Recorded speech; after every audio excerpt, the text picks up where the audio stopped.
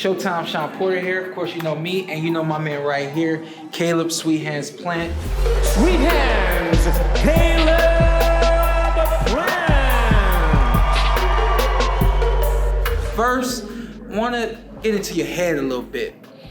You are extremely fast, extremely quick. You get in, you get out. The defense is always on point. Not many guys can touch you. So if you face up with me real quick, it's been 3-4 years since we've done this. You know what I mean? Since we sparred and all that kind of stuff. So for the viewers, I want to get into your head a little bit. When you are in front of your opponent, the jab is fast, sharp, powerful. What are you thinking right here? Most people would say, okay, yeah, he's on the outside, Caleb can hit him.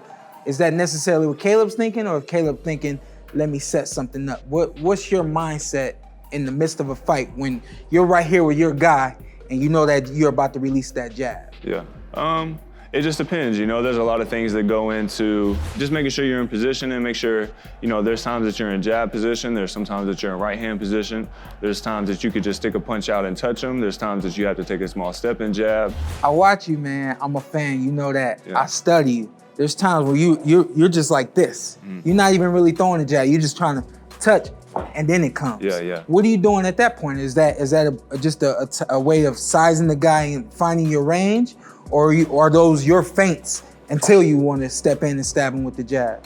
You know, sometimes it's just a range finder and keeping my distance or seeing what distance they are. You know, sometimes you got to change the tempo. There's guys who throw all their punches as fast as they can and as hard as they can. But in all sports, you know, you got to mix up tempos. I see you do that as well. Sometimes you slow it down, sometimes you speed it up. Yeah. And, you know, you got to be able to be diverse. You can't just keep doing the same thing over and over, especially at this level, and, you know, not expect your opponent to be able to adjust and adapt to that. So. One more thing about Caleb. Caleb can fight in the center of the ring, Yeah. or Caleb can use the entire ring. Yeah. Which Caleb do we expect to see against Truax? I'm just gonna go out there and be myself. So he's the one who's gonna have to make the adjustments at the end of the day, and he'll be the one deciding if we're gonna be in the center or if he's gonna be on the ropes. So, you know, at the end of the day, I'm gonna come in, I'm gonna be myself, and we'll see if he can make the adjustment. Let's get into the fight. Caleb Truax, size him up for me. Strengths, weaknesses, where he's good, where he's bad. You know, he's got a lot of experience. He's a former world champion. He's upset some people before, and he's been in there with a lot of big names, and on most super middleweight rankings, he's usually in the top 10, and specifically for the IBF, he's my mandatory, so I know that he's a tough competitor. I gotta take him serious, but we've had a great camp, and it's not really my opponent that gets me motivated, or maybe I'm not as motivated. It's the competition, it's winning for me, so I'm extremely motivated. And January 30th, I'm just looking forward to going out there. Are you fighting Caleb Truax simply because he is your mandatory, or is it because there's some history there? He is my mandatory, and we took the route of doing back-to-back mandatories. That way that moving forward, I would have a year's worth open to make big unification fights. So that's the reason we're doing back-to-back mandatories. We didn't want to get in a situation where you know, somewhere throughout the year that a mandatory would get in the way.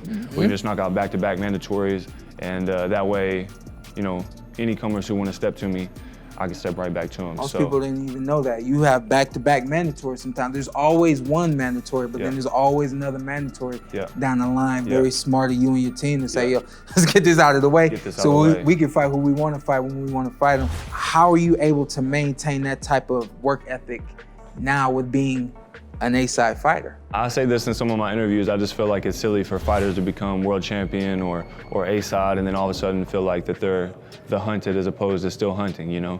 It's a great accomplishment. You know, anybody who is halfway serious and laces up a pair of boxing gloves wants to become a world champion. But for me, when I first set out on this journey and on this mission, it wasn't just to become world champion. It was to become the first undisputed super middleweight of all time, to be pound for pound.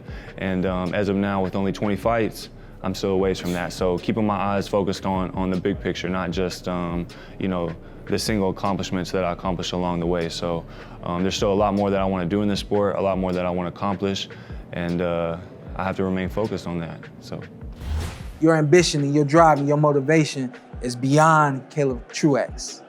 What are we expecting after Caleb Truax? It's no secret that you expect to beat him. What do you expect after that?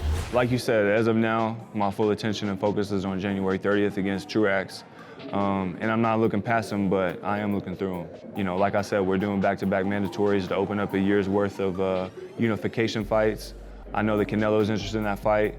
I've been saying for a long time that I'm interested in that fight. So hopefully we'll be able to make that happen later in the year. So as of now, like I said, I'm just focused on January 30th, but I'll be happy to make that fight happen. So Canelo happens in 2021. If Canelo wants that fight in 2021, absolutely. It happens this year. Absolutely, absolutely. There you have it. Caleb plans it to beat me. You're gonna have to go the distance. The super middleweight champion of the world, Caleb Truax. Thank you for watching. Well, if you enjoyed that clip, make sure you click somewhere around here and subscribe. From fight highlights to exclusive interviews, we have got everything you need as a boxing fan right here on PBC on Fox.